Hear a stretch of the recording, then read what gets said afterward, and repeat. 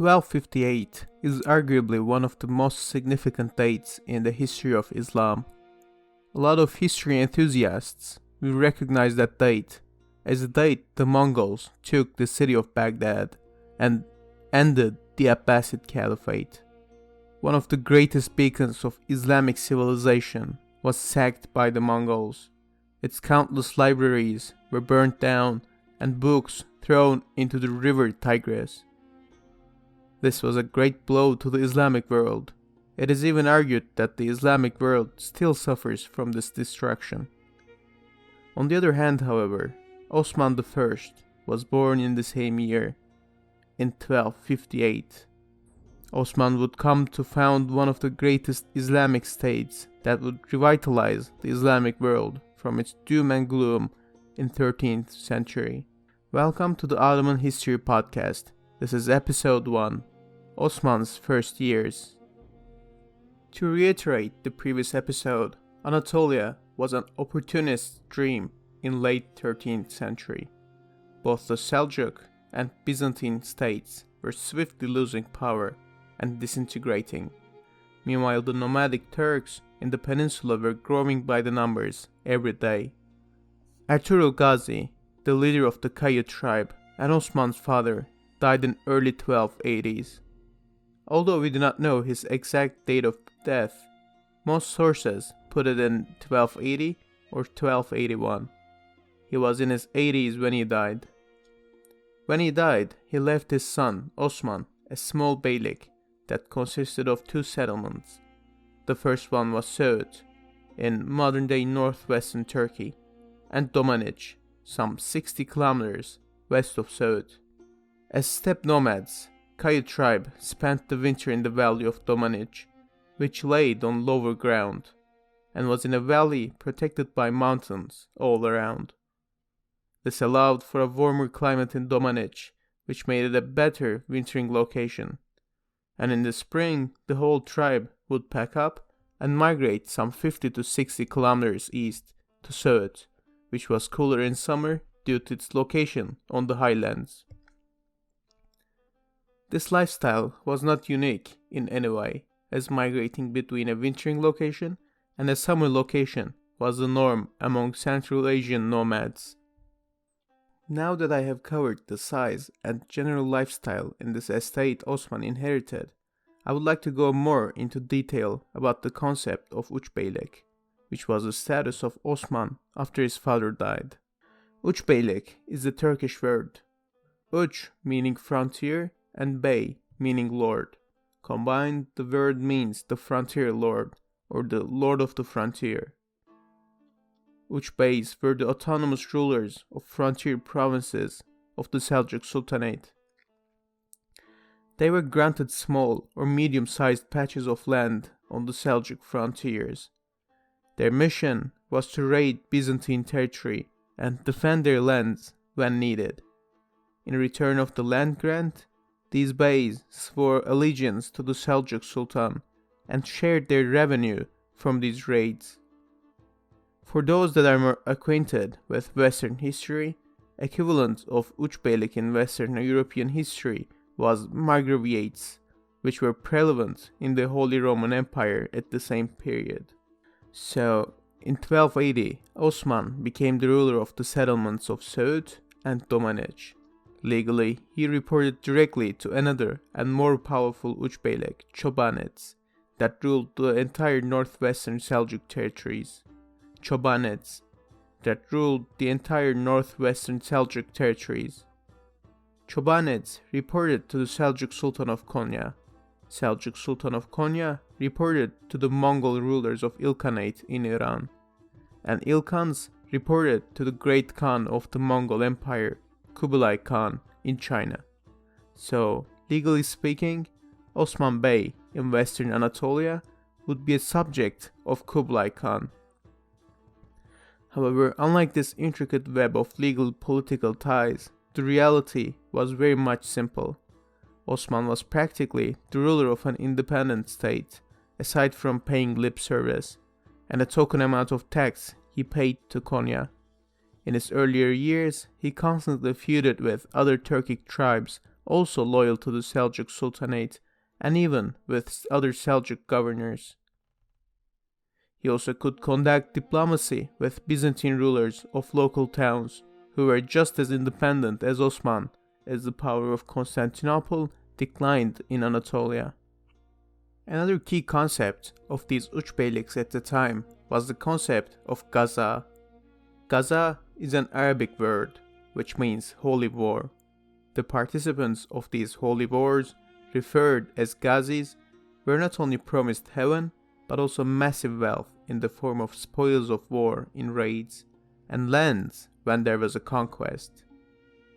The aggressive search of new lands and wealth, justified and promoted by religion, was a characteristic of medieval Turkish invasions.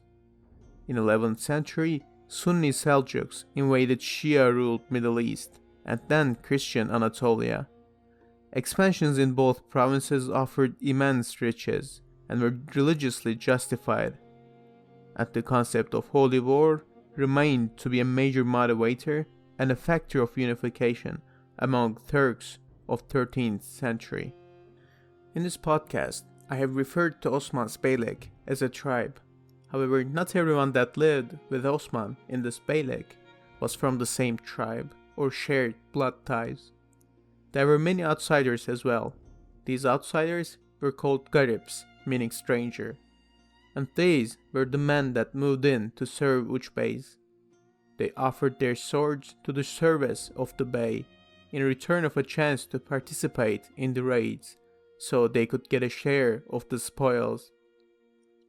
And naturally, these warriors followed the loot. The Uçbey, with the most frequent and successful raids into Christian territory, would gather the highest number of Gazis around him. 15th century Ottoman historian Oruç, son of Adil, describes Osman as a lover of garibs. It appears that thanks to his energetic leadership and his land's strategic location at the Byzantine border, he was able to gather the highest number of warriors around him. This would be the key advantage of Ottomans against other and usually larger Turkish rivals in the area. Meanwhile, other Turkish beyliks fought long and unfruitful wars with each other. Ottomans directed their aggression towards lucrative wars with the Byzantine Empire, attracting thousands of warriors to their side. Osman initially continued his father Ertugrul Ghazi's policies after taking the reins. During Ertugrul Ghazi's leadership, Kayi tribe had friendly relations with the neighboring Byzantine towns of Belakoma and Harmankaya. Both of these towns were near Osman's summer location in Söğüt, and Kayi tribesmen left their heavier and bulkier belongings under the protection of governors of said towns in winter, rather than hauling them over the mountains to their wintering location in Domaniç. In return, these governors would be compensated with wool, livestock, and various other goods produced by the nomads. Meanwhile, in this period, the main rival of Osman appears to be a man called Ayos Nikolaios, the Byzantine ruler of the town of Anglekoma, today known as İnegöl. Anglekoma was approximately located between Söğüt and Domaniç, and controlled the mountain road between Osman's settlements. Ayos Nikolaios' men would intercept the nomads on their way between their summer and winter locations and demand tribute. Ottoman historians also accuse his men of attacking peaceful Turkish travelers on the roads. Meanwhile, Turkish nomads likely wandered into Nikolaios' territory just as often, causing a general disturbance in the form of small-time raids. As a result, Osman and Nikolaios' men constantly clashed in small skirmishes. In 1285 or 1286, a few years after taking the helm, Osman decided to end this feud with Ayos Nikolaios for good. He set out of Domaniç with a force of 70 raiders and marched on Anglekoma. However, Osman's move was tracked by Nikolaios' scouts. After hearing the news, Nikolaios marched forth with his own men and set up an ambush in a narrow mountain pass between Domaniç and Anglekoma. Osman's warband was ambushed in this pass. We do not have the full account of this clash.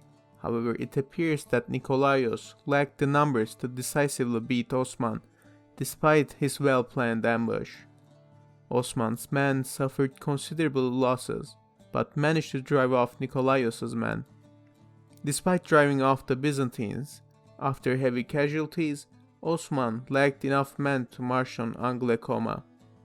On top of a botched campaign, Osman's nephew, Bayhoja, was also slain in the ambush, turning this feud into a personal vendetta for Osman. At the end, Osman retreated back to his territory that year. Some sources also claim that Osman actually lost this battle outright, and was forced to retreat. One way or another, Osman's invasion was stopped for the time being. The following year, however, he gathered another force and marched on Anglekoma once again. His men rode swiftly at night, this time crossing through the mountain passes without getting noticed, and captured the small town of Karacahisar in a night attack. This was a major blow to Nikolaos, as Karacahisar was located only 4 kilometers from his fief Anglekoma. Karacahisar was also the first non-nomadic settlement of the Ottoman state. Once again, we do not know the exact military strength of both sides, but it appears that Osman had significantly more warriors than Nikolaos, as right after this attack, Nikolaos visited the fortress of Castron, or Karacahisar in Turkish. Nikolaos offered an alliance to the governor of Castron against Osman. Likely worried about the growing power of Osman, the ruler of Castron accepted Nikolaos' alliance offer. According to the usually accepted timeline of Ottoman expansion, it took 2 years for Nikolaos to organize this alliance. However, this may also be the result of inaccurate historical records, as one would expect Nikolaos to act faster in the face of Ottoman aggression right at his doorstep. Regardless, sticking to the conventional dates, 2 years after the fall of Karacahisar, in 1287, Nikolaos' allied army faced off Osman's army 15 kilometers east of Anglekoma, at a field now known as İkizce.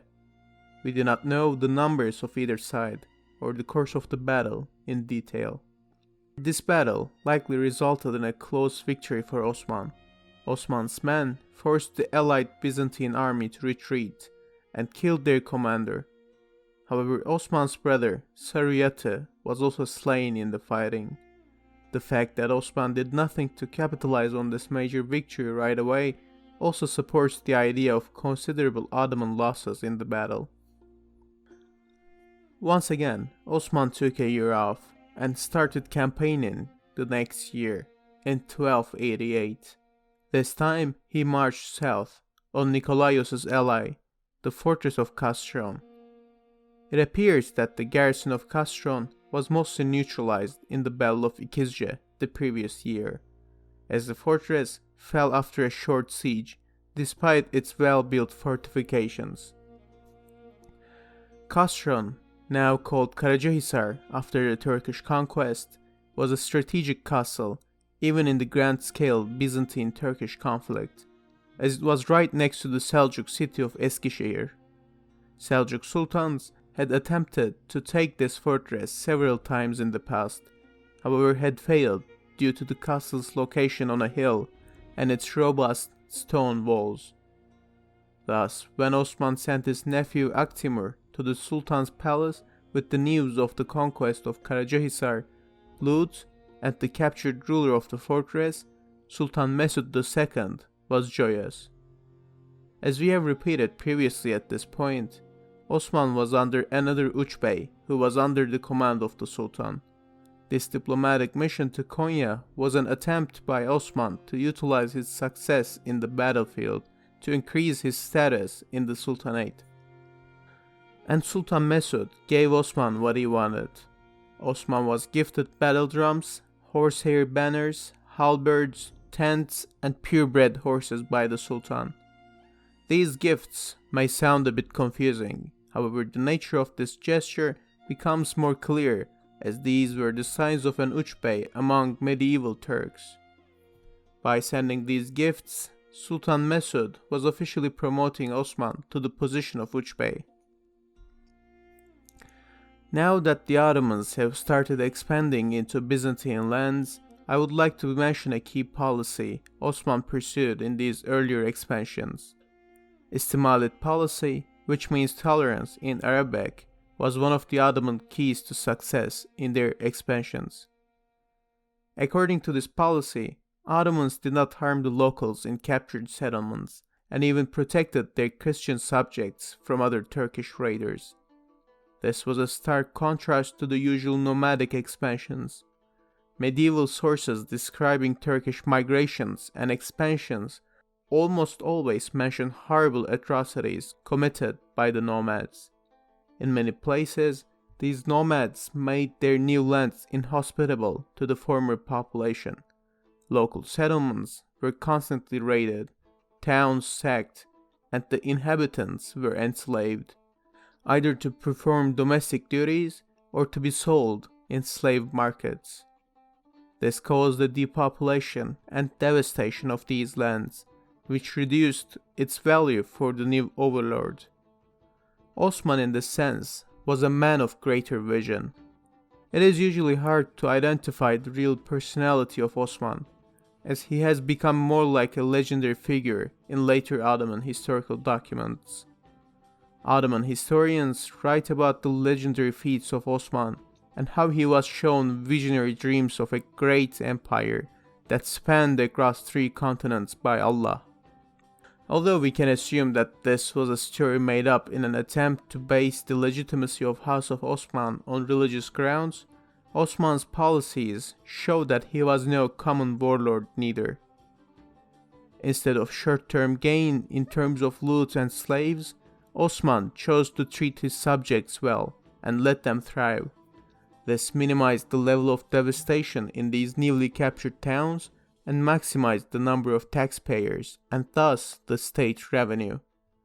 It is likely that even at this point, Osman wanted to carve out a proper state for his house rather than pursuing loot, and İstimalet policy was utilized to lay the foundations of this state.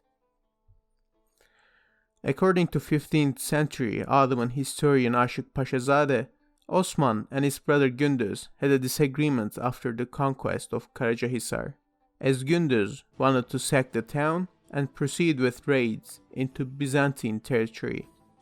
However, Osman turned down this request due to the reasons I have mentioned previously.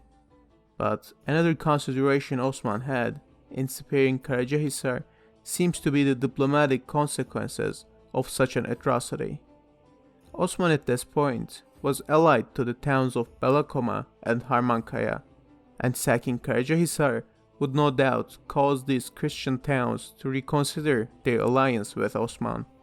Aşık Paşazade writes that Osman's tolerant policies resulted in many Christian Greeks migrating to Osman's lands in order to take refuge from the attacks of other Turkish beyliks. We also hear about an Ottoman clash with a raiding party from the neighboring Germian beylik in order to protect Christians. This made Osman's lands more attractive for Christian refugees, creating an even bigger tax base for the Ottoman state and thus growing Osman's power. We will end our first episode here with Osman's conquest of Karacahisar. If you like this podcast, please subscribe and we will see you on the next one to talk about Osman's further conquests.